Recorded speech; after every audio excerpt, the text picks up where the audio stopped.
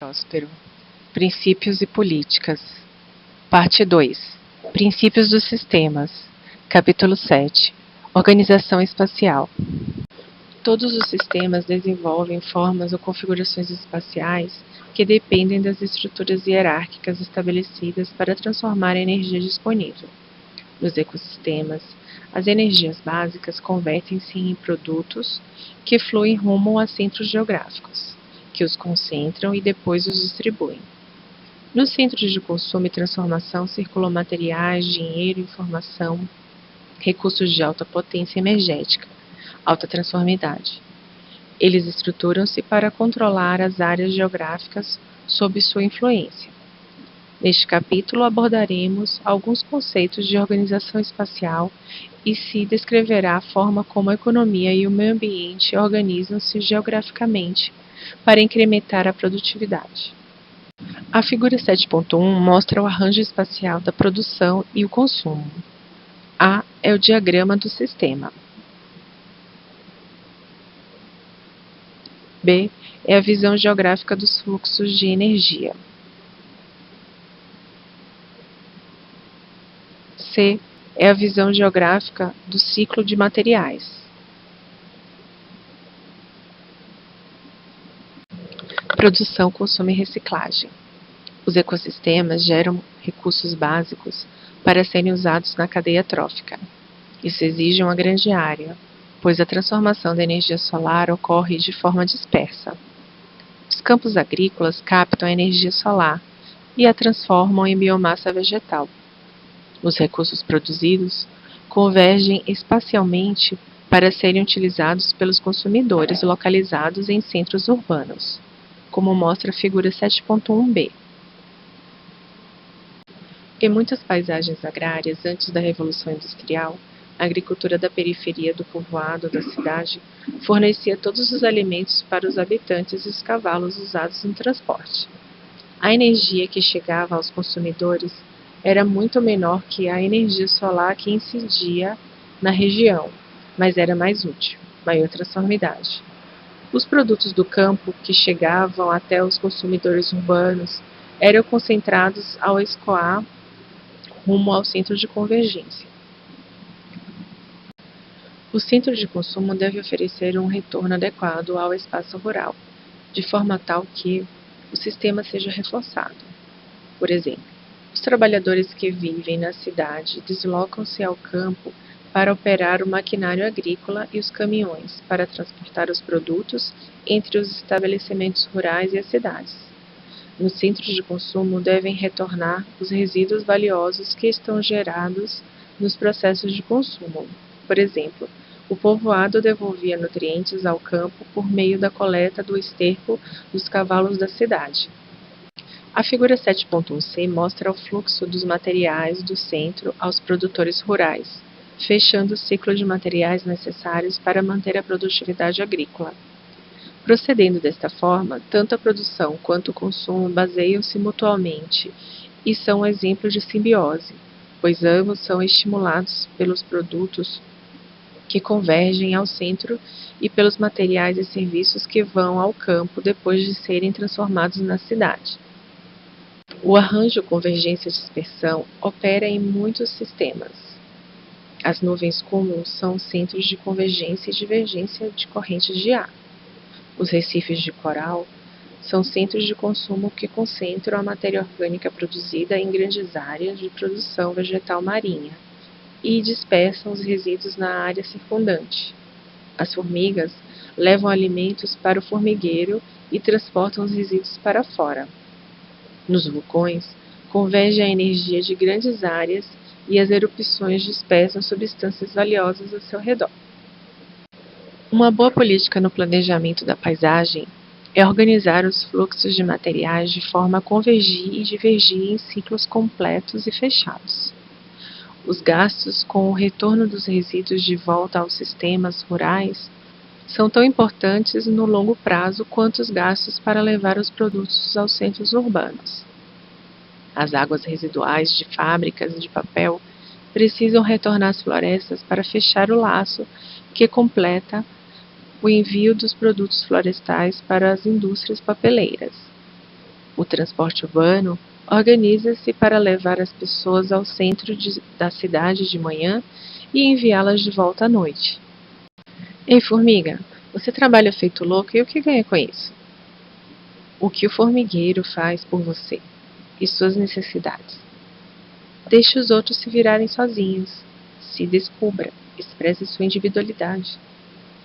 Se eles me ouvissem, poderíamos resolver nosso problema com as formigas. Diversos níveis de hierarquia. Geralmente, nossa janela de observação do sistema foca dois níveis hierárquicos, a produção e o consumo simples. Mas o mundo real tem muitas escalas de tamanho e tempo. Cada nível recebe produtos de grandes áreas que convergem a unidades menores distribuídas espacialmente. Por sua vez, o centro de uma região gera produtos mais concentrados que fluem para o centro de nível hierárquico imediatamente superior. O uso da palavra produtor ou consumidor depende da janela de observação. Por exemplo, na janela de observação do ecossistema aquático, os peixes são consumidores que recebem energia de unidades menores e dispersas, o plâncton. No entanto, a janela de observação que estuda a família que vive da pesca vê os peixes como o fluxo de saída do ecossistema, que faz a produção de biomassa, e vê a família do pescador como o consumidor.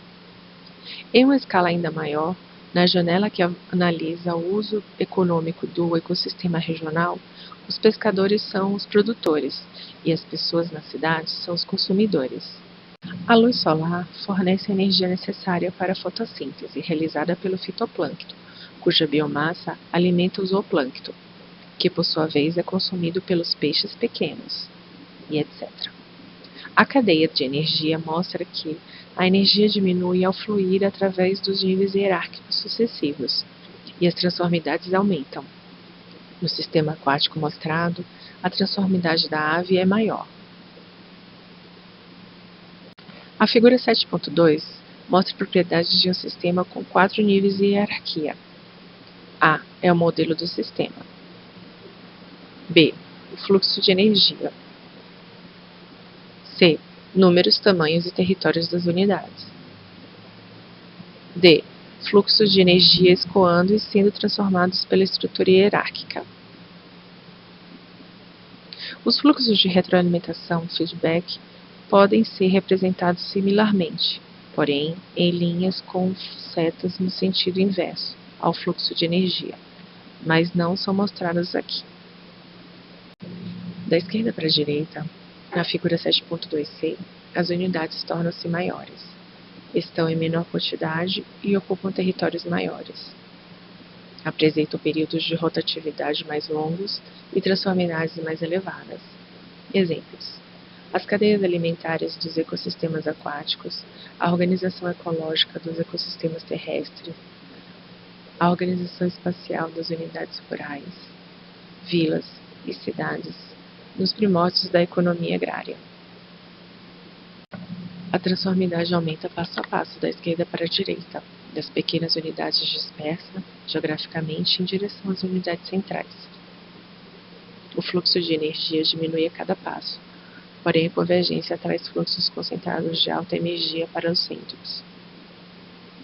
A figura 7.2d mostra a convergência dos fluxos da escala hierárquica, o reforço ou fluxo de retroalimentação, feedback, omitido na figura 7.2d.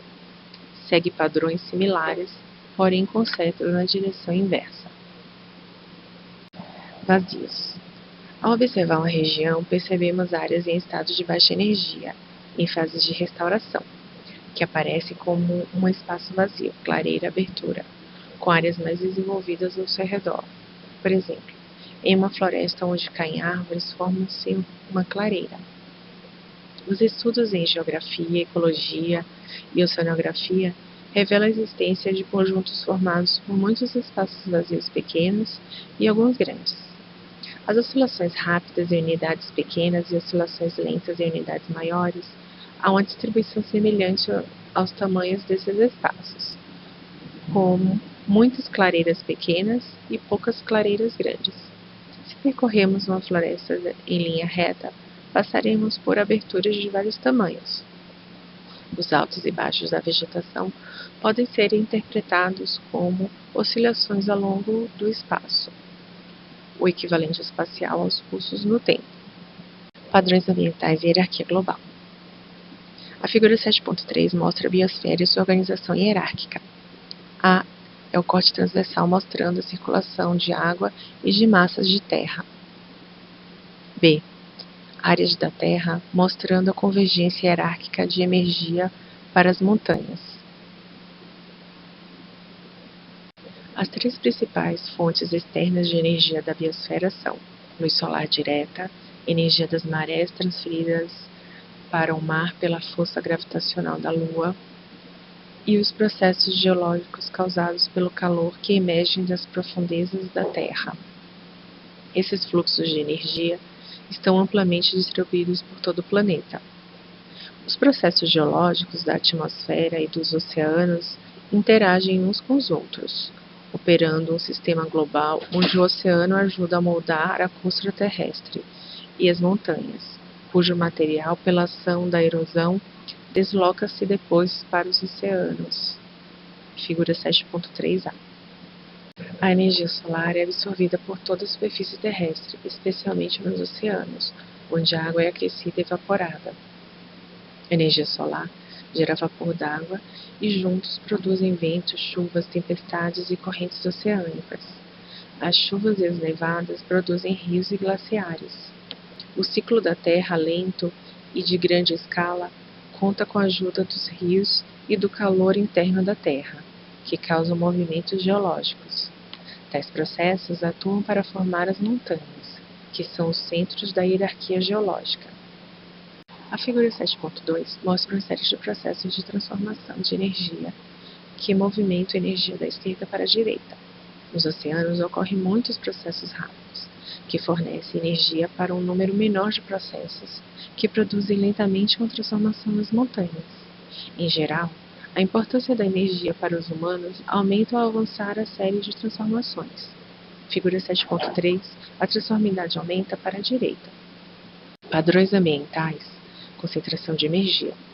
Nos lugares do planeta onde convergem os ventos, a água e a terra, aumentam as transformidades e as concentrações de energia.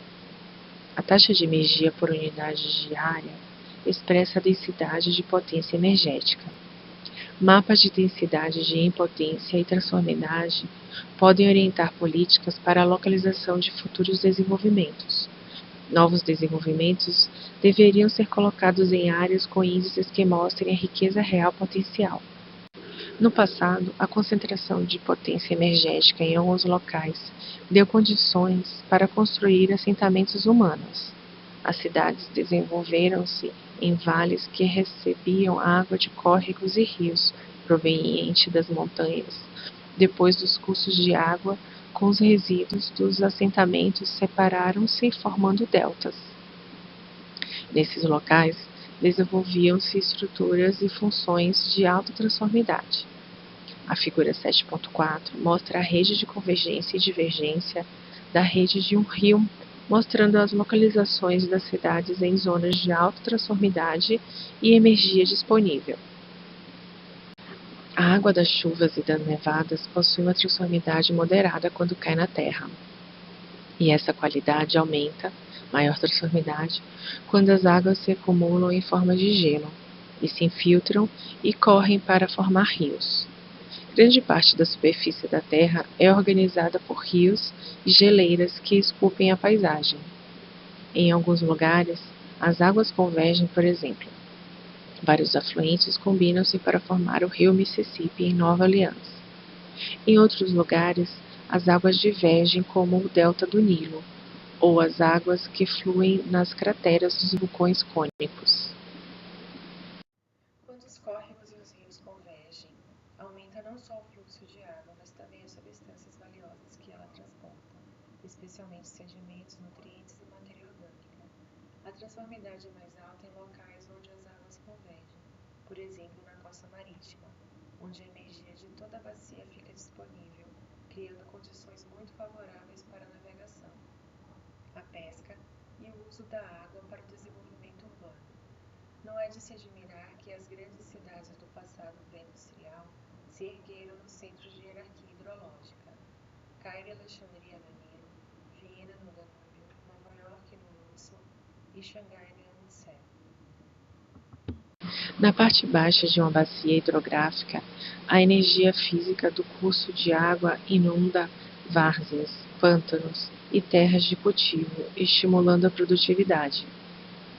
Uma hipótese importante para se considerar é que a auto-organização geomorfológica da paisagem é reforçada para que a energia das quedas d'água, energia geopotencial, possa ajudar a maximizar os usos produtivos do curso de água doce a jusante. A energia química devida ao baixo conteúdo de sal é uma propriedade da água doce, que faz com que as plantas cresçam à medida que transpiram água, e mede-se tendo como referência a concentração da água salgada.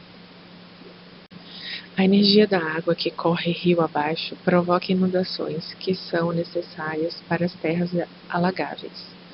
Qualquer plano para desviar a água do rio a montante deve levar em conta os valores gerados pelas várzeas e deltas que podem ser perdidos. O represamento do rio Nilo causou a perda de áreas agrícolas e queda de fertilidade no delta. Outro lugar onde os fluxos do sistema planetário de energia convergem é na costa marítima, onde a interação de ondas e sedimentos formam as praias. As lagoas e estuários, localizados perto das praias, ajudam a converter a energia das marés em pesca.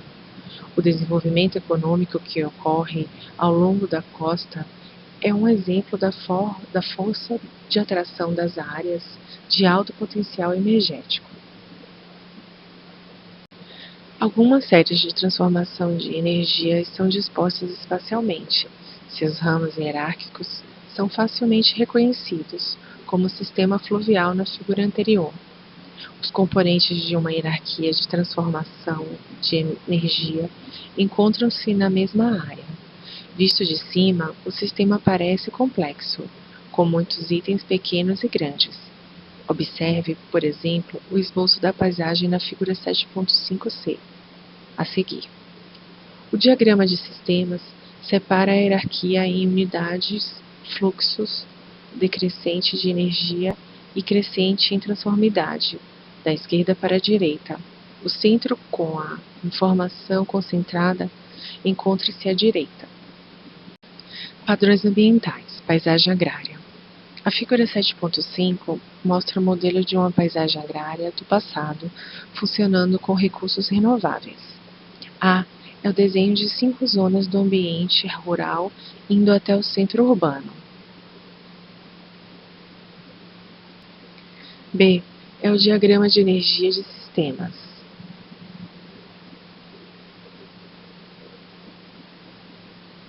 E C é a vista aérea.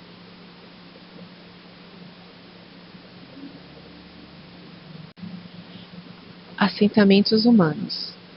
A organização espacial e hierárquica dos assentamentos humanos em paisagens rurais foi reconhecida há muito tempo.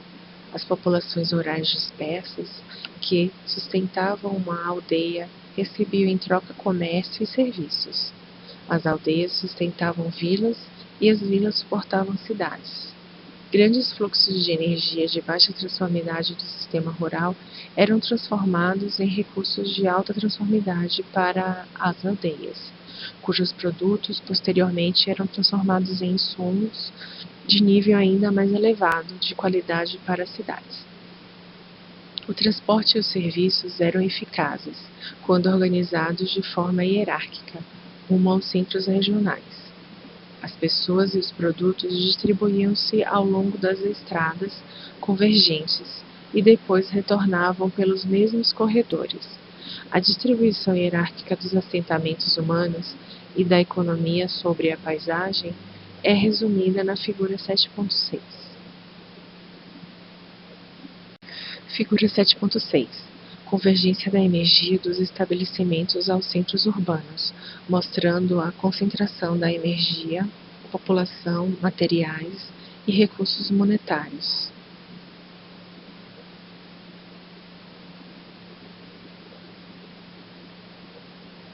As pessoas e as informações concentram-se nos centros urbanos, onde as transformidades são mais elevadas.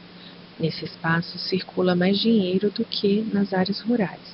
A proporção entre a energia e o dinheiro é mais alta nas áreas rurais, onde o dinheiro compra mais riqueza verdadeira, já que muitos recursos ambientais são utilizados sem custo monetário. Nos centros urbanos, os recursos para atender às necessidades das pessoas precisam ser trazidos de outros lugares. Nas cidades, o dinheiro compra menos porque a maior proporção da riqueza adquirida consiste em serviços humanos que são remunerados. Nos centros urbanos estão concentrados conhecimento, informação e transações financeiras. O volume de dinheiro, a qualidade dos materiais e a informação aumentam enquanto convergem rumo ao centro do sistema. Padrões ambientais. Zona em volta da cidade.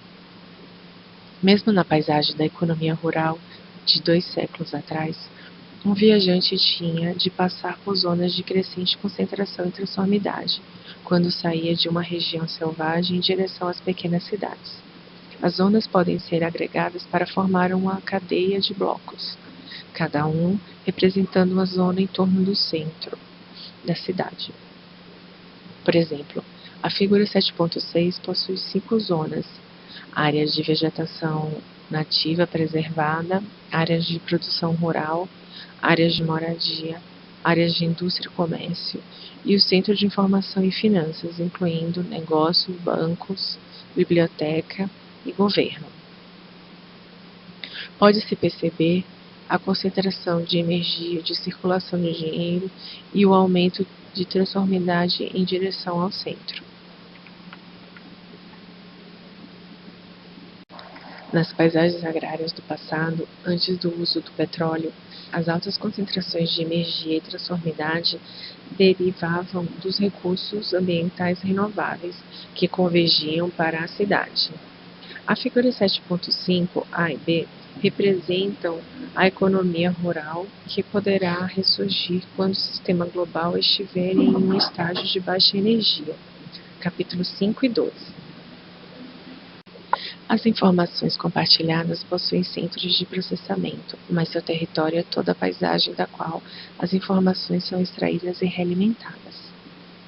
Com maior território e conteúdo de energia, o tempo de renovação e intervalo entre os pulsos de informação compartilhada são mais longos que nos sistemas de menor dimensão em zonas mais distantes, que se encontram em um nível inferior na hierarquia de energia.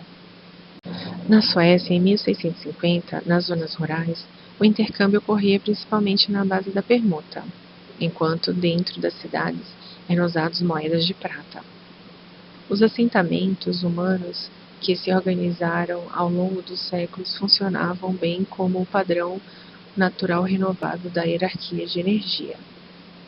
Uma boa política para restaurar cidades em dificuldades pode vir do restabelecimento de padrões hierárquicos espaciais que maximizam a potência energética renovável. Capítulo 12. Padrões ambientais. Acoplamento da transformidade regional. A potência máxima de energia requer uma rede de retroalimentação. Cada fluxo deve interagir de um modo multiplicativo com os recursos de transformidade diferente, seja de uma ordem de maior ou menor magnitude. Deste modo, cada via amplifica ou é amplificada. As interações, os laços de reforços vinculam as zonas da cidade. Por exemplo, o ser humano fornece serviços para facilitar a agricultura. As informações do centro da cidade são realimentadas para regular a indústria. Suspeitamos que as interações entre níveis de hierarquia de energia são mais eficazes entre níveis similares. As informações em organizações tendem a descender um nível de cada vez. Quanto maior a transformidade de um elemento, mais níveis de menor intensidade podem ser influenciados. Reorganização geográfica com combustíveis fósseis. A figura 7.7 mostra o modelo de funcionamento da paisagem dos Estados Unidos, com centros urbanos industriais e bairros suburbanos, que usam energia fóssil intensamente no transporte e em todas as outras atividades. A é o esboço de 5 zonas. B é o diagrama de sistema de energia de zonas do ambiente rural ao centro urbano.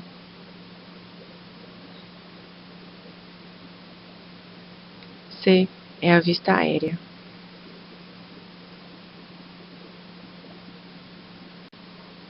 A partir do século XIX, o padrão de organização espacial foi alterado pela tecnologia e a disponibilidade de combustíveis fósseis e minerais para o uso industrial. Como esses recursos formam-se lentamente, são essencialmente não renováveis na escala de tempo do desenvolvimento humano. O crescimento foi acelerado por uma corrida competitiva para aproveitar esses combustíveis e o padrão geográfico da atividade econômica não era mais restrito às áreas onde as energias da Terra convergiam em uma série limitada de transformações. Ao deixar de depender das transformidades moderadas provenientes das energias renováveis da Terra, o desenvolvimento podia ocorrer em qualquer lugar que tivesse acesso aos combustíveis e minerais. Por exemplo, as cidades que se desenvolvem com base nos combustíveis fósseis também precisam de terras e águas adequadas. A figura 7.7 ilustra os padrões de vida da hierarquia baseada em combustíveis para comparar com a figura 7.5, que ilustra a paisagem agrária conduzida pelo meio ambiente. Os combustíveis fósseis são transportados para as cidades através de navios e oleodutos. Por causa dos altos rendimentos líquidos de energia, o crescimento foi muito além do que seria possível com os recursos regionais. O poder político tinha uma base rural, com base na energia solar. Ele seguiu as concentrações de impotência e se mudou para as cidades. As densidades de impotência tornam-se muito elevadas. Os altos níveis de população e informações nas cidades impactam os recursos ambientais do ar, da terra e da água. Os resíduos tóxicos acumulam-se e causam graves contaminações. A água e o ar são utilizados pela indústria e a construção para a dispersão de resíduos. Os combustíveis e seus derivados são enviados para o campo agrícola circundante. Os transportes usando combustíveis fósseis ampliam a interação entre cidade e meio rural, permitindo o desenvolvimento de subúrbios com uma cultura de mobilidade em automóveis que causam congestionamentos e poluição do ar. Discutiremos posteriormente o estado atual das cidades e das políticas que deverão ser adotadas quando diminuir a disponibilidade de combustíveis. Gradiente da taxa de investimento energético. A potência energética devida ao uso de combustíveis fósseis é mais concentrada nos centros urbanos e vai diminuindo em direção ao espaço rural, onde as contribuições ambientais são mais importantes. O indicador de investimento energético, EIR, permite medir o gradiente espacial da potência energética. A proporção é alta nos centros das cidades e baixa nas áreas rurais, com menor uso